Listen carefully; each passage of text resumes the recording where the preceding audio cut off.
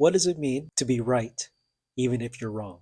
That's a question that I've asked myself often, especially these days in our climate that we find ourselves in. It can seem so challenging to own a stance and really to advocate for what we believe in. There seems to be contention for that at times. What I find important when it comes to sharing my ideas is to be aware of subjective versus objective truth. And that's the idea that subjective truth is my truth. I am the subject. You could say that the subject is what sees. So, subjective reality or subjective truth is my truth. It is what I see from the place that I'm coming from. And then there's objective truth, which is, let's say, universal truth, the things that are true for all of us, whether we believe, know, or can perceive these things to be true or not. The challenge comes when we are faced with this paradox, where both of these, I'll call them realities, the inner experience and the outer experience, are both equally valid. They're both equally true because I believe there's an aspect of our inner experience that is intrinsically innocent, that our needs, our wants, desires are coming from an innocent place that just wants their needs met. And while we may have many reasons for the things that we do, I believe at its core, we are coming from a place of innocence. When we look at our subjective reality, I do believe our expression, what we want to say, what we want to have seen, what we want to have come out of us, this is pure and innocent because we have to give each other grace and permission to be human in the sense that however we are expressing ourselves in that moment is our truth. We can look at that with compassion as much as we would like for ourselves and see they are coming from this place of innocence. So that's the first aspect of subjective truth that I hold on to. It's almost like I create a moat around me or a bit of a buffer, a space that delineates, and this is the term I use for it, the difference between essentially you and me, that there is a difference. There is a line at some point. And what this gives us is a space where we have given ourselves permission to speak our truth. And yet, that's only one side of it. If we are speaking to ourselves, we're journaling, we're writing, we're processing, whatever that is that looks like.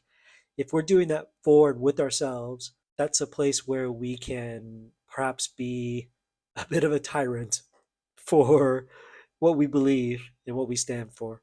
And yet, if we are choosing to be interactive with this experience, we have our external influences. We have the objective aspect of reality, which is intrinsically a shared experience. We are in the same space together in this moment, if you are watching this video. Perhaps not in the same physical space, but our connection, at least in this context of video YouTube form thing, is giving us a shared experience that is objective, which is that I shot this video and you are watching it. So now we bump into the question, how can you be right while also being wrong? How do we give ourselves permission to be truthful about our experience while at the same time being mature enough to include the experiences and the truths of others? For me, what I am reminded of and remind myself of often is the permission to have a perspective, and that my subjective perspective is intrinsically valuable, if only to me. And because of that, I'm allowed to expand in this space and take space, own the space, own this truth that is within this sphere of experience that I am having. And once we have that experience, we have solidity around that. We're clear about what it is that we stand for and what it is that we're going to communicate. There is, of course, artfulness, the art of communication, which is a whole different thing. But again, that expression, that innocent expression that simply wants to be seen, heard, understood, we give that part of us permission, perhaps even some encouragement. Because for many of us, the idea or the guidance the direct guidance that I was able to have a perspective. Everyone's able to see the world as they see it, and I get to see it how I see it. And that it's not right, it's not wrong, there's really no morality to it. It's simply a fact that I have my perspective and you have yours. And yet, in our modern culture, where reaction is currency, so much that is around us is trying to take us out of our truth. This is not good or bad. It's simply what's happening, and we have to decide what it is that we are wanting and how we want to engage with the world.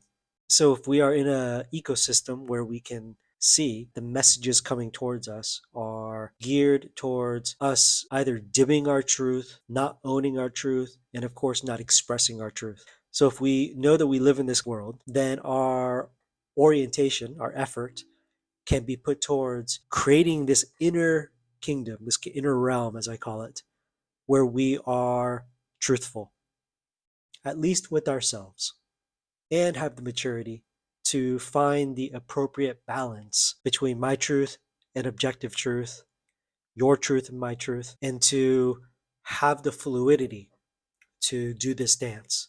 There is fluidity and presence required to be a good dance partner. And as in some dances, such as contact improv or other, let's say, more partner based dances that are not gender oriented, the amount of presence and fluidity that I'm able to offer my partner comes through being clear about where I am and where my partner is. So, our ability to dance well with our partner, with life, and with others, if we are choosing to be interpersonal and part of the conversation, as it were, then it requires us to hold this paradox lightly that there is subjective truth.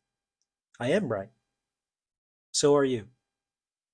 And yet, we can also be wrong. I can go along with the decision that results from me being wrong, and I can still honor that part of me that believed I was right, even with new information that gives me a different perspective. So, this is how I've found for myself to hold true to my truth while also being able to engage with others in discourse, in conversation, in discussion in a way that allows for connection. And I think that's the video for today. Let me know your thoughts. Hit that like, hit that subscribe.